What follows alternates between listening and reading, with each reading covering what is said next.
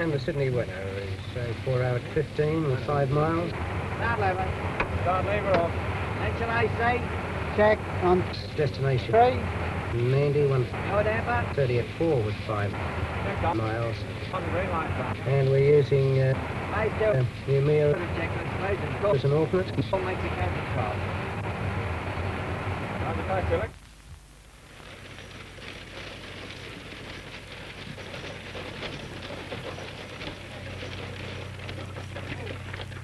For centuries, the stagecoach permitted the privileged few to make long, dusty, and weary journeys, often taking weeks for the traveler to reach his destination. Aside from the drivers, the stage operation was usually handled by one man, the dispatcher, whose responsibility was to organize the change of horses, the sale of tickets, to see to the maintenance of equipment, communicate with the stations along the route, and to calculate the fuel consumption, which was then oats and hay.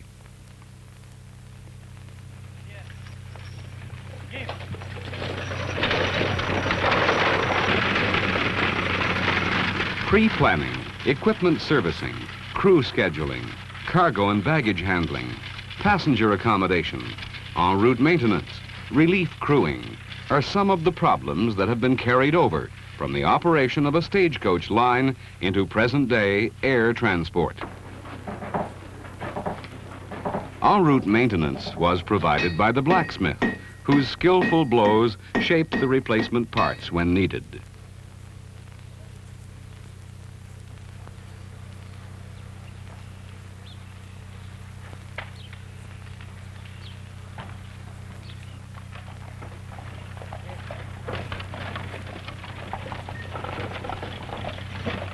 It is an awesome thought to contemplate that from this scene to this scene is only slightly more than 100 years, and is cause to speculate on the degree of comparison that will exist between today and 100 years from now in the field of transportation. The heart and soul of an airline are the people who operate it.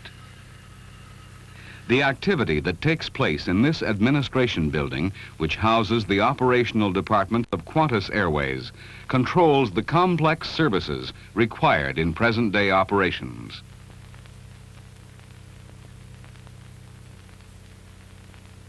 Here, we have thousands of people performing specialized jobs. Training of technical flight crews is by itself an enormous task and expense.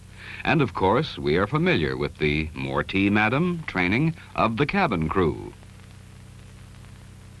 But there are all the other members of the airline family whose specialization needs specialized training as well. To set up ground services over an international route structure is an extremely intricate task for any airline to undertake, especially when this route structure at times takes the airline's equipment around the globe.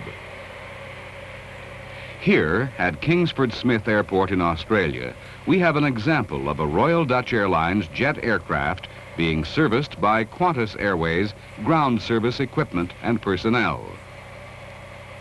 This is typical of arrangements that are made between airlines in order to get maximum use out of expensive ground service equipment. How efficiency is achieved is no accident, and the activity that we are seeing is the end product of advanced planning.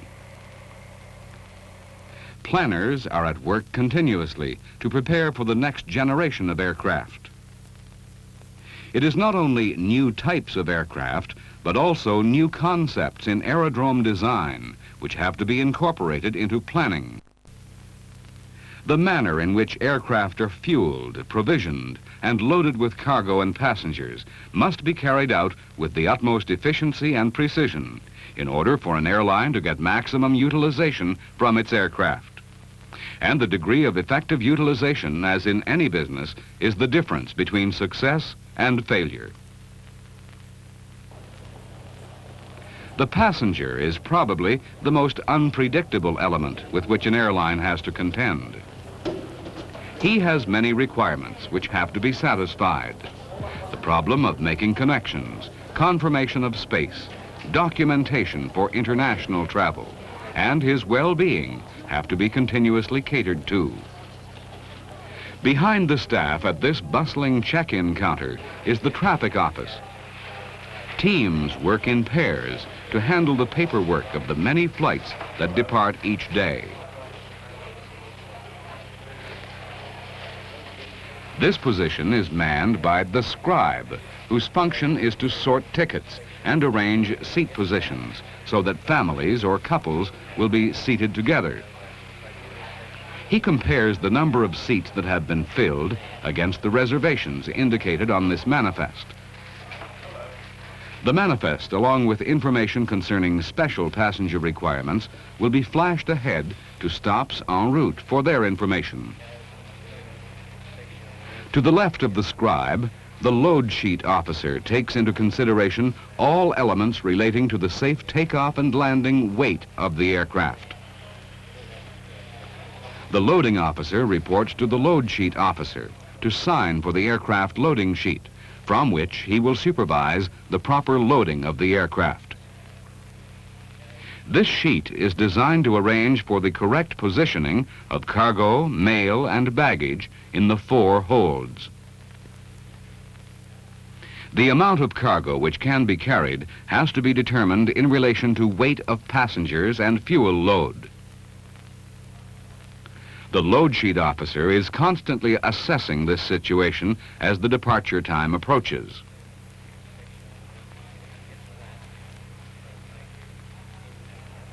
There are many activities which are occurring simultaneously at various points around the aerodrome in anticipation of an aircraft's departure. Material is also being prepared by the meteorological service personnel. While low-level weather charts are plotted in this office, other information has been prepared at the weather office in Melbourne. Computer plotting of isobars for required flight levels is fed through on facsimile receiver equipment such as this. The flight forecast form, which has been prepared from an analysis of the various data required, as in this case for Flight 580, is being transmitted by the operator to flight service in the administration building. This flight forecast form contains temperature and wind factors for a choice of flight levels along a sector. Information will be extracted from the sheet to be fed into the computer. A check is made with the traffic office, where we have seen the load sheet officer preparing weights and balances for this flight. Flight service here. Can I have the weights on the 580, please? Right, 174,500 pounds, POB 98. Thank you very much. The flight service officer also prepares the computer flight plan request form. This form is designed to be a precise guide in the preparation of data to be programmed for Flight 580.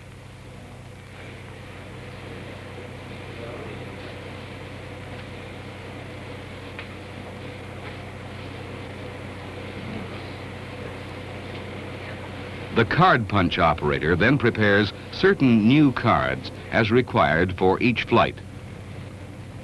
The new cards, along with existing card stacks, are made ready for the computer.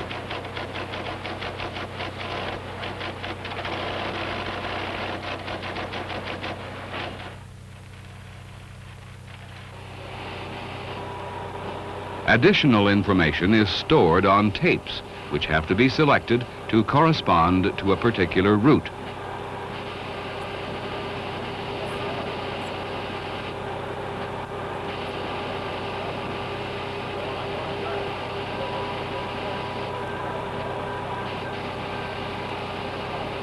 For international flights, the flight crew is required to report for duty 1.5 hours before a scheduled departure. The flight service officer will brief them from a meteorological form, as well as from the flight plan. Andy, 0. Here's your weather, Thank you. and here's the computer flight plan. Flight plan, good. Sydney weather is forecast to be fine for the rest of the day. Destination Nandi, it's also okay, and using New Mir as an alternate. Affirmative. And variable at 25 miles. Okay, planned at flight level 370, 370, Captain. Yes. 37,000 feet in the upper wings. Off the jet stream. And en route weather after that, quite fine, eh? Yes, there's nothing forecast above your flight And level. at Nandi, the ILS operative, all aids Affirmative, clean? Captain. All aids are serviceable. And do we have any restrictions on our takeoff weight? Negative. With your minimum fuel uplift, your all-up weight will be 254,000, and your restriction is based on landing weights, and there's no restriction there. 300,000 is your maximum takeoff weight. So We could have excess, so quite 40,000, alternate, total of 70,150. yes, you can take another 50,000, of course, Captain, if you so No, wish. that- Cargo has rapidly moved from a position of relative insignificance to become the fastest growing commodity from which an airline can realize its revenue. The cargo capacity of this Boeing 707 is approximately 12,800 kilograms, or 14 tons in the 4 holds. The carriage of mail has also continued to grow since the very earliest days of aviation, and forecasts predict a continuous growth along with the increase in other categories of cargo.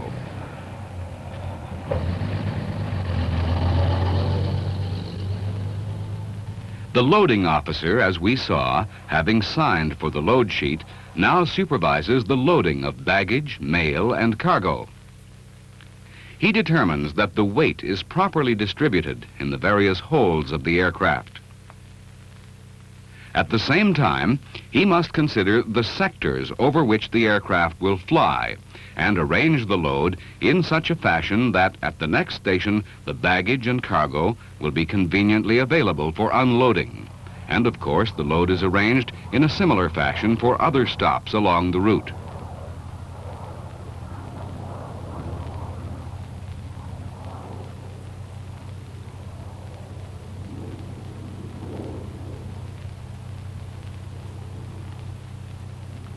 Fuel is the most vital commodity loaded aboard any aircraft. Its calculation is important for 2 reasons. On the one hand, the main consideration is for the safety of the flight. To provide for safety, it is necessary that sufficient fuel be loaded to allow for the amount of taxiing, wind and temperature along a route sector, holding time at the terminal aerodrome, as well as sufficient fuel to fly to an alternate aerodrome. On the other hand, for an aircraft to carry excess fuel, the profit-making aspiration of an operator can be seriously undermined, since one is not talking in terms of a few gallons, but of thousands of pounds of fuel. We might just examine the fuel requirement for this flight between Sydney and Nandi. First, we have a course composition requiring 40,400 pounds of fuel. Fuel to take the aircraft to an alternate aerodrome, should it be required, 18,750 pounds. A contingency fuel allowance of 7.5%, 4,450 pounds. Holding at alternate reserve, 4,550 pounds. Fuel for an instrument approach, 2,000 pounds. The fuel load, then, for this aircraft is 70,150 pounds, about 1/2 the total fuel capacity for a Boeing 707 Model 338B. Fuel loading, as a rule, is continued until approximately 20 minutes before scheduled departure time. At such time, the fuel hoses are disconnected and the equipment withdrawn from the area. Passengers are boarded until approximately 5 minutes before the aircraft is pushed back.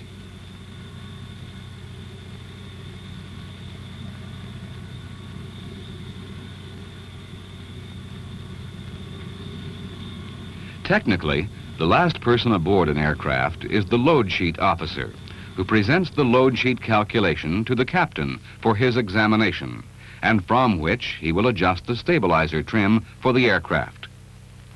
It is extremely difficult for the load sheet officer to determine the amount of cargo which can be loaded when there are such factors as number of passengers to be carried, amount of fuel required, runway length available, temperature, and wind velocity to be considered. Since some of these factors are constantly changing until the time when the flight is to be closed for departure, the load sheet officer is kept busy calculating and recalculating to arrive at the amount of cargo which can be allowed aboard this flight. In fact, conditions continue to change as the aircraft taxis to take its position for takeoff. Wind could be dropping in speed or changing direction. Temperature could be rising. A main runway could become blocked. These, then, have been some of the considerations in preparing an aircraft for flight, but they are only a very small portion of the overall story. A very difficult problem with which airlines have to contend is the rostering of crews for flights, and especially so with an airline whose route structure encompasses the globe. 40 staff members deal with rostering activities in this department. Crew schedulers constantly monitor the positions and movements of crews around the world. When a flight is not covered because of some disruption, crew schedulers immediately come into action to select a crew to protect the flight. In his selection, the crew scheduler must consider such items as the pilot's aircraft qualification, route qualification, and recency on the aircraft type. This airline schedules its pilots in accordance with a comprehensive agreement, in essence, a bidding system. This system permits pilots to bid for the work they wish to do, rather than be rostered for duties without knowledge of their preference. The staff members here are preparing crew schedules. While in this area, the staff members are working on air crew planning. The administration of approximately 800 technical crew members requires skill in rostering personnel in relation to the routes for which they have bid, consideration of seniority, the necessity of providing coverage for sickness, vacation, training, and extra flying. The complexity of arranging for crews to fly their aircraft is matched by the complexity of arranging to have aircraft available to be flown. This aircraft has about 10 million pieces, which combine to make parts having different life expectancy characteristics, all of which makes the programming of maintenance very difficult. The aircraft is brought into the hangar for one of the many phases of its block time overhaul program. Seldom does an airline enjoy the luxury of having extra jet aircraft standing by, and because of this, complex systems are necessary to control aircraft movement and maintenance programming to achieve full utilization of aircraft. The engineering department, responsible for the maintenance programming and availability of aircraft, has its offices in this hangar. How aircraft are provided when difficulties arise is demonstrated in the following scenes. Yes, right. Can you hold on a second? John, we've got an aeroplane coming down from Darwin on a 3-engine ferry. Do they want just the engine? Yeah, they'll want an engine change when they get here. I'll organise a pool spare for them. Yes, you want a charter? About 1,500. Yes, we can accomplish that. Okay, pick up the passengers. Right, okay, fine. What are they? Right, they want a charter at 1,500 to go to Darwin and pick up the passengers from this aircraft. We can send VAF up to Darwin. How about this out? Yeah, that one's out. The trainer? The trainer will return about 1,300 and we'll turn around for the 1,900 service tonight.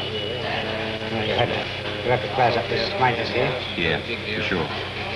You got the engine right? Yes, the engine's right, the fuel spare. You can call them down, I'll have to close this one up. I'll pass this information on to them down there now. Okay, Right, I'll go that way, you call them The down. decision is relayed to the maintenance supervisor at Hangar 131, who adjusts his schedule accordingly.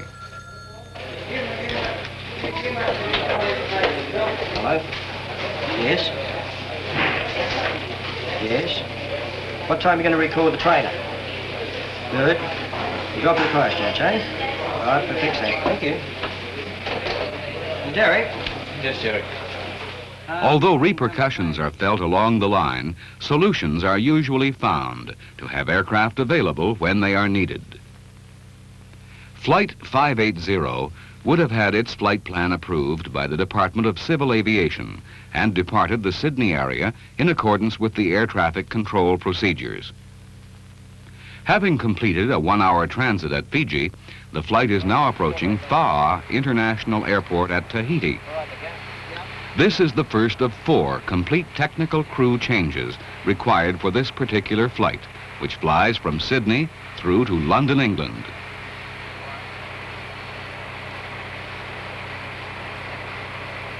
The island of Tahiti is administered by the government of France, and here the official language is French.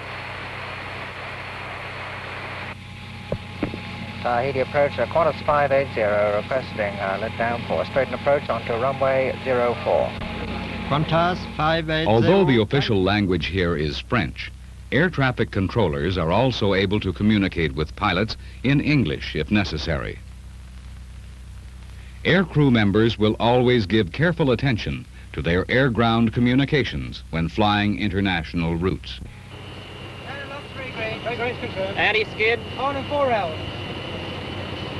Flaps next full. That's 25.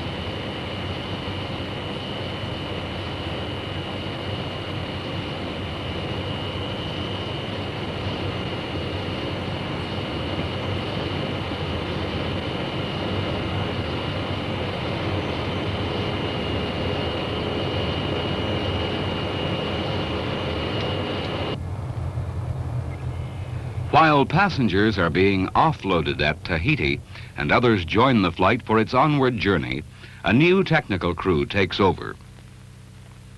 Far from leaving the crew to resolve their own problems, the progress of this flight, as with all flights, is continually monitored back in Sydney by the Flight Control Center.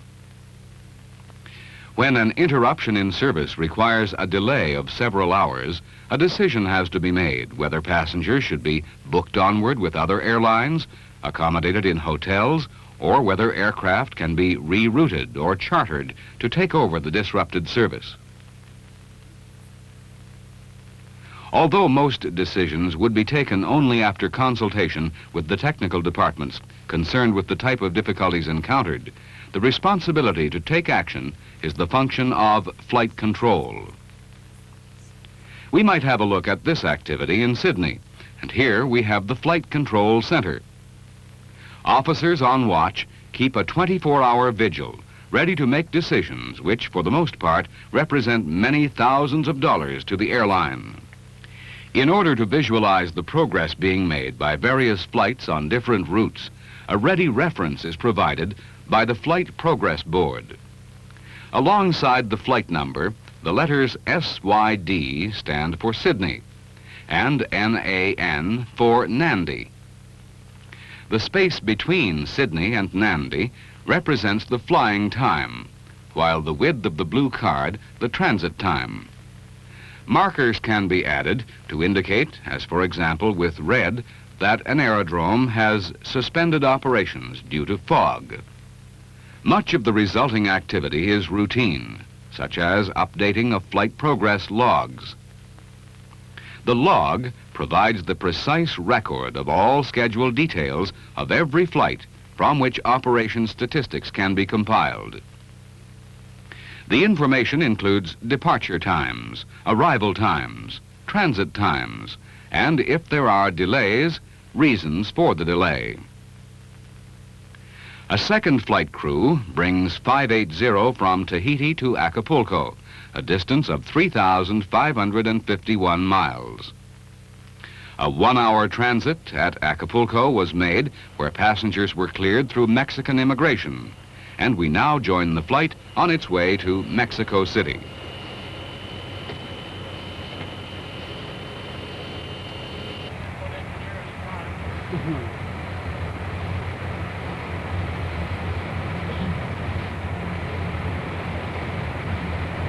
We have a problem with number 1 engine, Captain. What is the problem? The oil quantity is dropping and the oil pressure is also dropping. Oil temperature? Slightly high. Oil quantity continued to drop. Roger, confirm number 1 engine and we'll shut down. Thrust lever. Thrust lever's idle. Start lever. Start lever's off. Potential AC. Checked on number 3. Yaw damper. Lever's on, the green light's on. Phase 2. Checklist and call Mexico Control. Roger.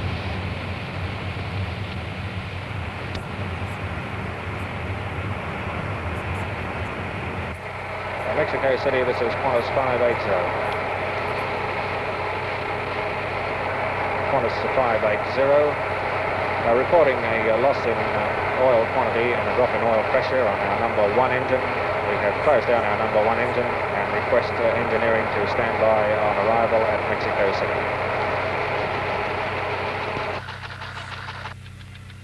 Roger, Qantas 580. The message taken by this operator at Mexico is relayed through Aeronavis de Mexico, with whom Qantas has an arrangement for the handling of its air-to-ground communications. Aeronavis passes the message on to the Qantas office, where it is taken by the traffic manager. ¿Qantas Airways? Sí. ¿Cómo? Ajá. Esto es. Un momento, por favor, ¿eh? Say, Jim. The station engineer, seated alongside, is awaiting the arrival of this flight and is advised of the nature of the malfunction. And so, 580, loaded with passengers, cargo, and reserve fuel, is, in fact, making a landing with number 1 engine shut down. While the risk is slight, nevertheless, a great deal of organization is required to be ready for any emergency. Interpretation is sometimes required between the airline and Spanish-speaking maintenance personnel, which adds to the difficulties encountered at such a time. The Qantas engineer determines the difficulty to be a broken seal on an external oil line, and with the aid of American Airlines mechanics, one more of the many such cooperative arrangements, repair work is undertaken immediately.